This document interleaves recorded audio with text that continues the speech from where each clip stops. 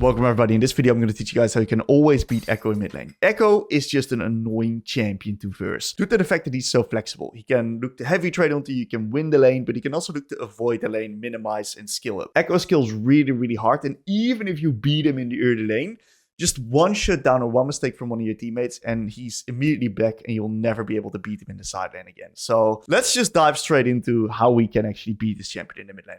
First and foremost, what we need to understand is that Ekko's game plan in the lane. He can play two different styles, okay? Style number one is the I'm gonna fuck you the fuck up style, okay? The heavy trade style. The other style that he can take is the avoid the lane style. This is generally showcased by him taking teleport and by him taking probably Dark Shield refillable potion as a starting item, because he's then gonna just one-shot the wave permanently with Q. He's going to get an early tempo reset off. He's then going to look to lock you in the lane. He's going to get towards level 7, which is his wave clear breakpoint. And then he's going to start just nuking the wave on cooldown and then shove and moving. Sure.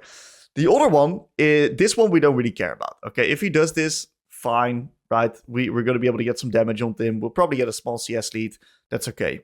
The heavy trading style is the one that's very dangerous and where a lot of people really struggle with. So that's the one that we're going to be covering. So the key thing you gotta understand that is when Ekko takes that style, he's going to take Ignite, he's going to take Hill Blades, and he's going to try to trade onto you to put you under kill threat, and then he's going to control the lane through that. So the main thing you need to understand to win versus Ekko then is how do we actually beat him in the trades? Because if you are not under kill threat, then you're in a totally fine position.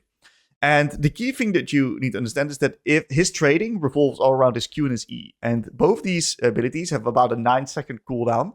And you really want to play around the cooldown of these spells. So if he ever uses his Q, that means that you now got 9 seconds of free time where the only thing he can do is use E onto you and proc Hill of Blades. But there's a counterplay to that.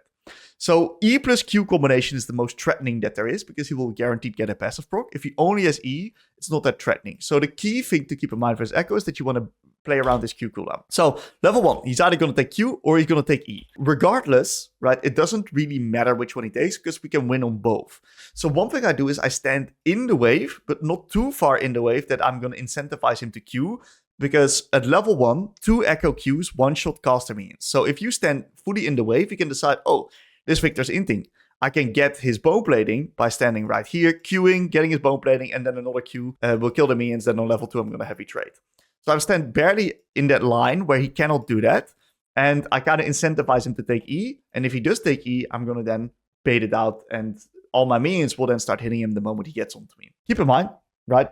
Since Ekko is a champion that cannot really proc bone plating and he wants to go in, bone plating is incredibly overpowered versus him. It's a really good rune to take, and it's going to make him trading onto you a whole lot harder because he's a burst-oriented assassin as well. And you see what happens here is I'm kind of just seeing what starting spell that he takes. And the moment that I see that he takes takes E, the key thing you need to do is immediately run back, guys, okay? So do not stand still and out-attack him because you want to prevent him getting his passive. If he does not get his passive, he doesn't function as a champion. So I run away from him to prevent him getting the range onto me with out-attacks. And then the moment he turns around, that's when I also turn around and I hit him back. And that's when I'm going to get my damage back onto him. So operation, prevent him getting the passive. Because if he gets the passive, he's going to just run away and he's going to be extremely annoying. So I'm going to try to slow push in the first few minion waves here so that I can reach level 2 first. I can then get a nice little chunk. You see that he runs onto me. And right here, unfortunately, I actually cast my Q. What I should do is I should probably just run away. I was also stuck out attacking that minion. If he does this and I prevent him getting the passive, his lane's over because he took too much damage, right? So that's still fine, right? We still took an okay trade. We're in a fine position here.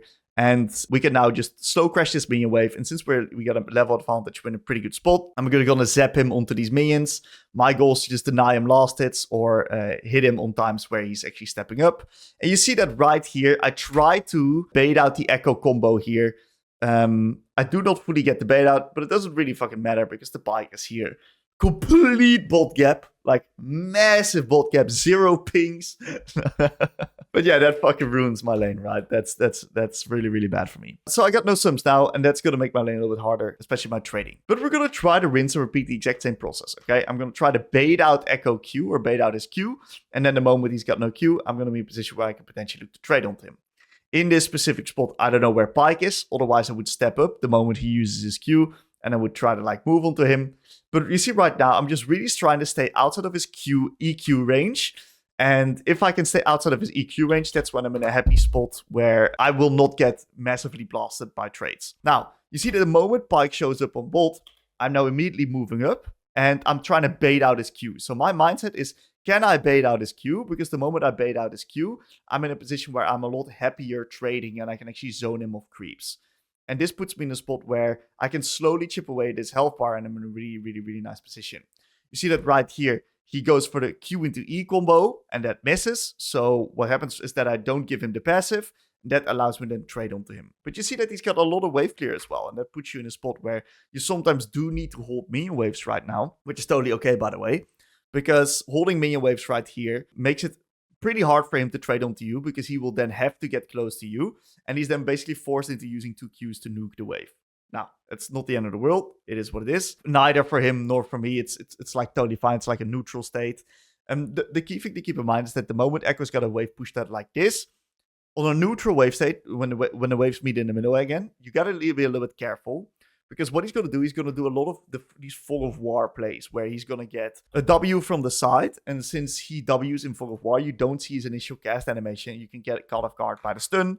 And you might run into a really awkward spot where you get hit by it. And the moment he hits a stun, that's when you're in a really bad spot. So just stand to the side of the wave and to the side where he didn't move on. If you lose Prio versus Ekko, ward in the center of the lane. That way you see which side that he's going to. So you can then lean to the other side.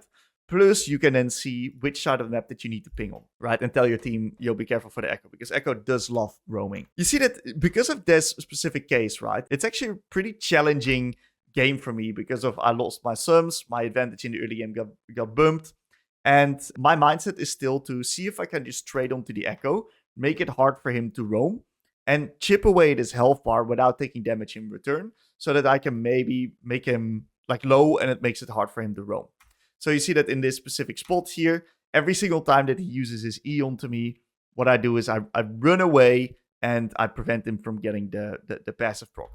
The other key thing to keep in mind is that I'm constantly baiting out his Q. If you ever give him like an EQ auto, that's when you're going to get completely blasted in the trade. So that's something that you want to be careful of. Now, final thing I want to mention is that trading ults into Ekko is generally quite good. Because if Ekko has no R, if he goes in, he has no way out. That's his like, oh shit button. Ekko loves this oh shit button. Without this oh shit button, he's in a really awkward position.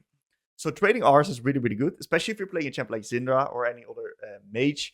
Don't be shy ulting quite early, because he then doesn't feel the need to like immediately ult. So you bring him then really low, and that makes it very hard for Ekko to also play the moment he's low, because the R healing is actually damage stored that he's just taken in previous seconds. So if you can then get damage off onto him and make him low without him then ulting, he's then in a position where it's just pretty hard for him to actually play the game, because he's so scared because of the fact that he's got no R. So I baited out this R here, and suddenly he's gankable because he's got no R. So this allows me to now set up a gank with the Rek'Sai here, and we now get a kill into the Ekko, and this puts us in an insane position versus him.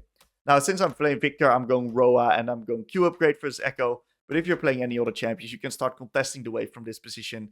Really make sure that you do not give Ekko free push into move opportunities, because he will take those. And a final thing that really helped me playing into Ekko is you don't want to be playing the Ekko game, okay?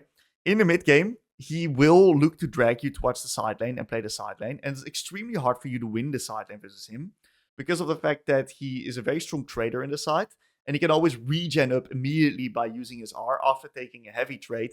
And then you're playing versus a full HP Ekko, while you're like half HP and you're immediately in kill range. So the most important thing to do is to play front to back around neutral objectives. Make it hard for him to come in. Unless you're playing something like Akali, right? If you're playing Akali, you beat him in his game. But most Ekko players actually ban Akali because of that reason. So really play towards your own champion identity and your own champion strengths. And don't get sucked into Ekko's game if you don't like it. That's like the final thing that I really want to mention. So yeah, Ekko is a pretty unique champion in that regard.